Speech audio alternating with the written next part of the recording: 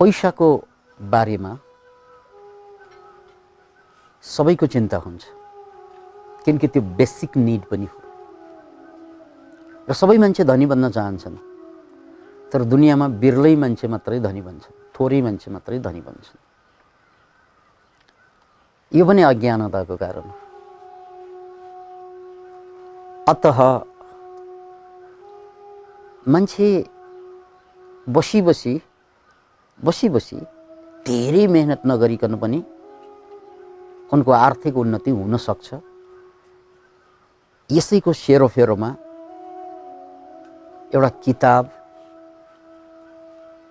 जो 1998 देखि बजारमा देखा पर्यो, त्यसको सिरिजमा 12 वटा किताब निस्किसकेको छ। त्यसकै सेरोफेरोमा त्यो किताबको नाम हो द अटोमेटिक मिलिनियर। अटोमेटिक भनेको आफै आफ हुनु, मिलिनियर भनेको करोडपति अरबपति जे भने पनि हुन्छ। मिलियन भनेको त 1 लाख हो, 10 लाख हो नेपालीमा, तर उनीहरूको डलर भएको कारणले गर्दा त्यो मिलियन भनेको यताको करोड हुन्छ। त्यसकारण जो कोही पैसा सम्बन्धी चिन्तित छन्, चासो राख्छन्, उनीहरू सबैले पढ्नै पर्ने किताब मैले सिफारिस गर्नु पर्यो भने द अटोमेटिक मिलिनियर पढ्नुहोस्। यसका लेखक हुन् डेभिड बाक। र जबदेखि किताब छापियो त्यो बेलादेखि अहिलेसम्म पनि संसारमा सबभन्दा बढी बिक्ने किताब मध्ये एउटा यो परेको छ। झन्डै करोडौंको संख्यामा छापिसकेको किताब। र यो किताब धेरै चल्नुको एउटा कारण के हो भन्नाले यो जो कोही सामान्य इंग्लिश बुझ्ने मान्छेले पनि बुझ्न सक्ने भाषामा लेखिएको छ।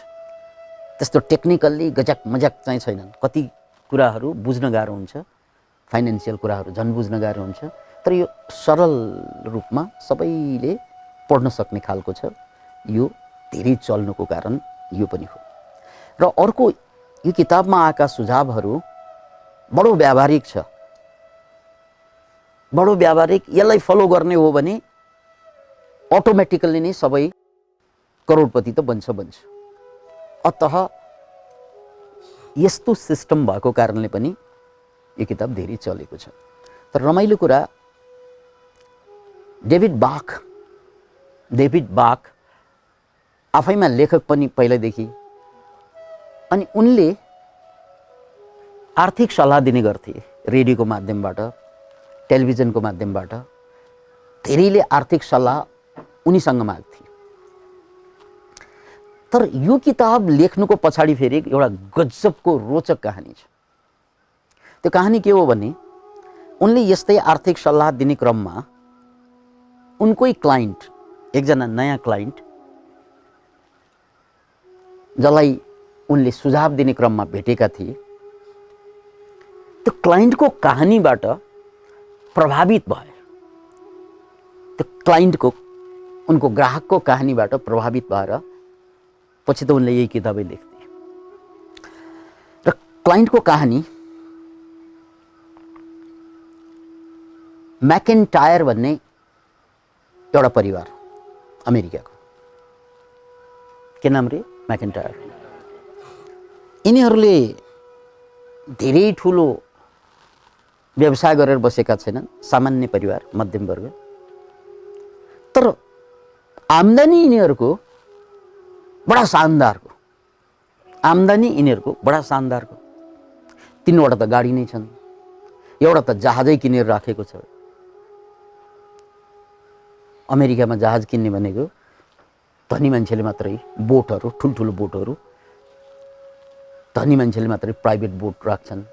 र शानदारको घर छ र मनज्ञ आम्दानी भइरहेको छ।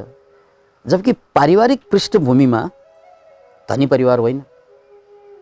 कसरी सामान्य काम गरेर पनि, सामान्य परिवारबाट आएर पनि शानदारको जिन्दगी बाँच्न सके, यो एउटा चासोको विषय बन्न गयो बाघको लागि। र बाघले सोधे कि तपाईँहरूको यो आर्थिक अवस्था यो लेभलसम्म कसरी पुर्याउन सक्नुभयो? अनि मैकिन्टायरले के भने त भन्नाले त्यो दम्पतिले, खास गरी चाहिँ महिलाले, मेरी आमाले मलाई सानै उमेरदेखि एउटा तरिका सिकाउनु भएको थियो। यो सबैको लागि चाहिँ धनी हुने तरिका।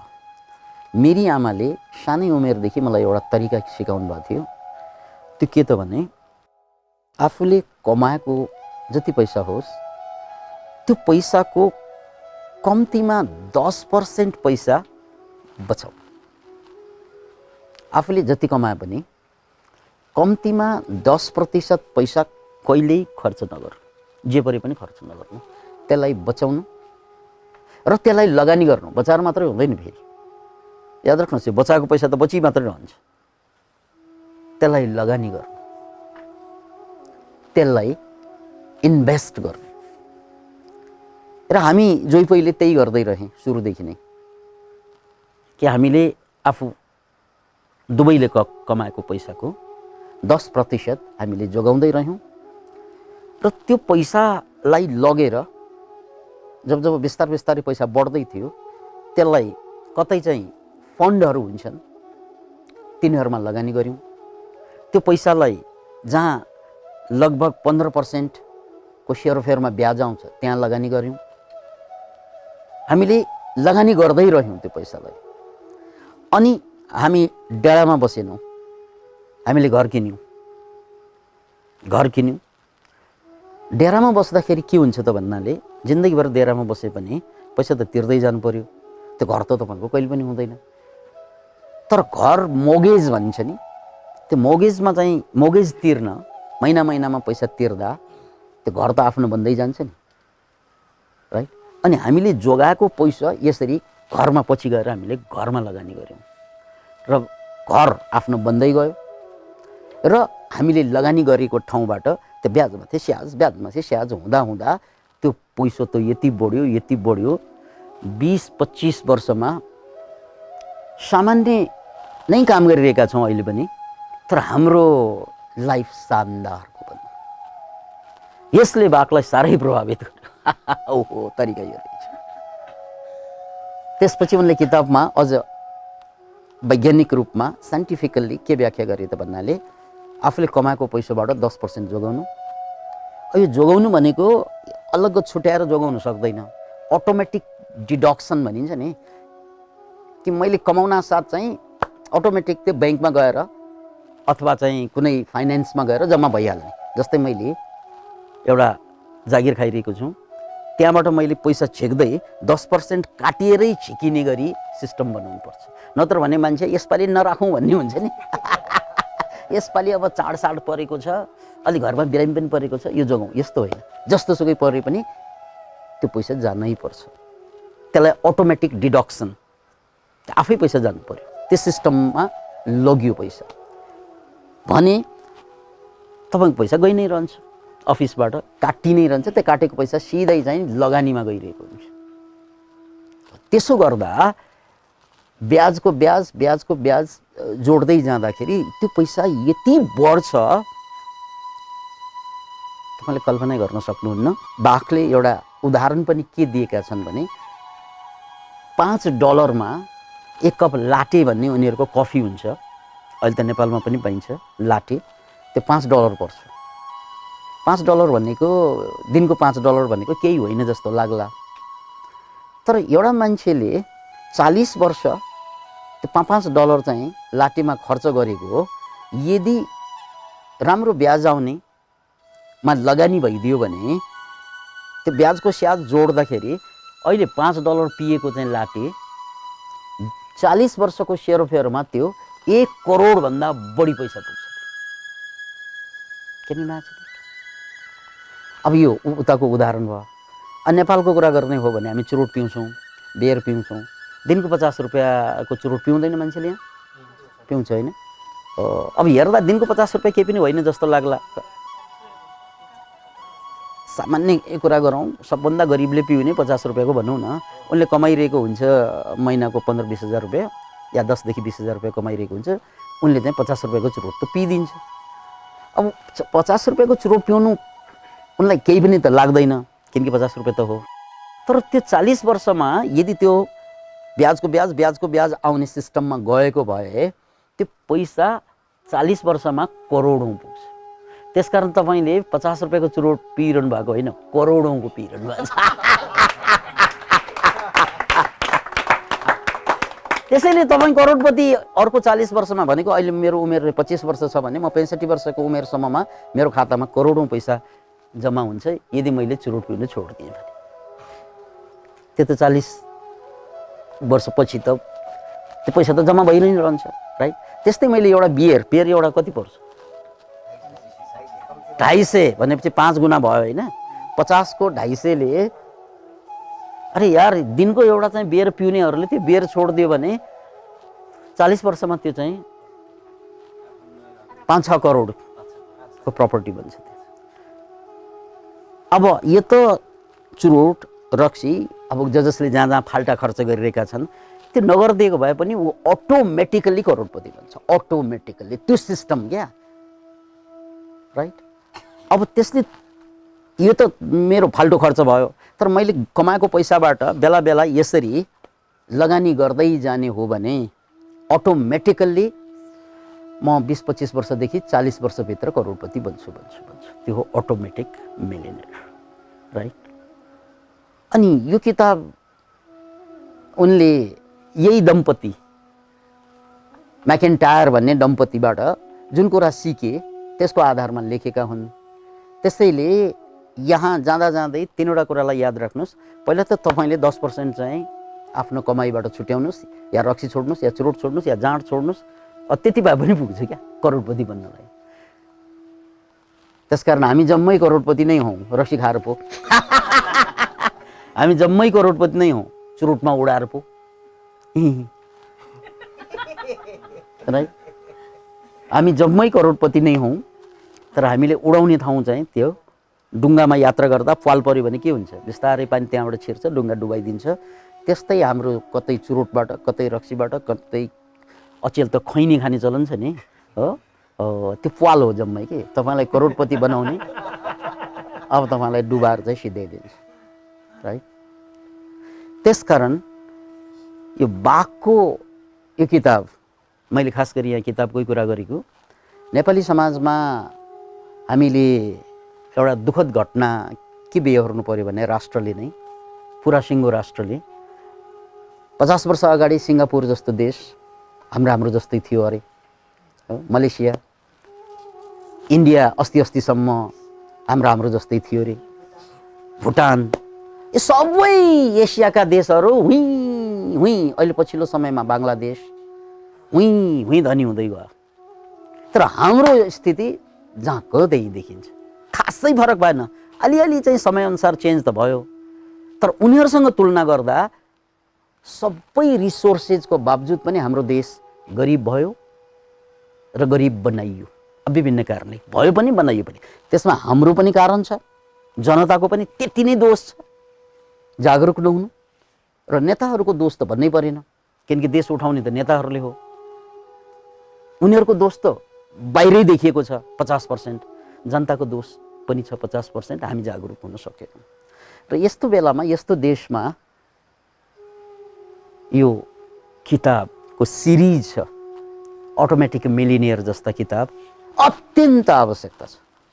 किनकि देश धनी भएपछि हामी धनी हौँ भनेर बस्यौँ भने हामी कहिल्यै धनी नहुने जस्तो देखियो यो देशमा। तर देश धनी हुनु पर्दैन यदि हामीमा ज्ञान पलायो, यदि हामीमा बुद्धि पलायो, अनुशासन पलायो। मेन कुरा अनुशासन, अनुशासन के सिम्पल शब्द।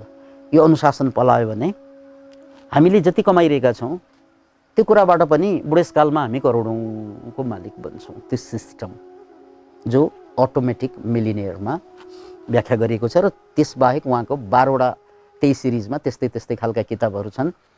र यो नेपाली जनता सबैले पढ्नै पर्ने किताबको रूपमा लिन्छ।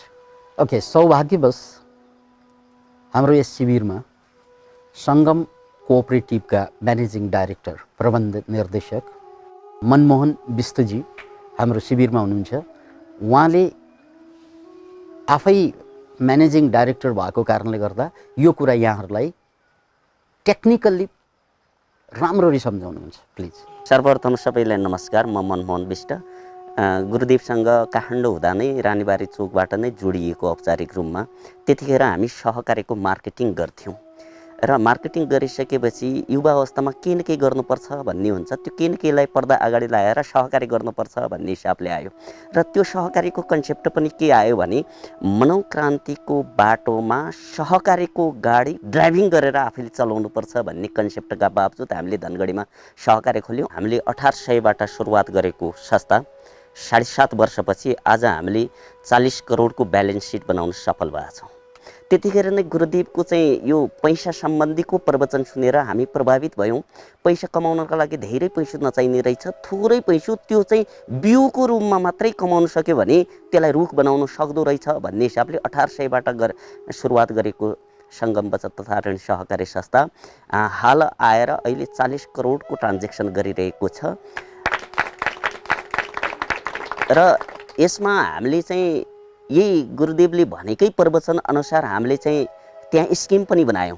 स्किम के बनायौँ भने सामान्य मासिक रूपमा यदि 3000 मात्रै उसले बचाउन सक्छ अनुशासनपूर्वक भने उसले 260 महिनासम्म रेगुलर बचत गर्न सक्छ भने त्यो बचतबाट 260 महिनापछि उसले रिटर्न पाउने 31,20,000 त्यो पनि ट्याक्स कटाएर।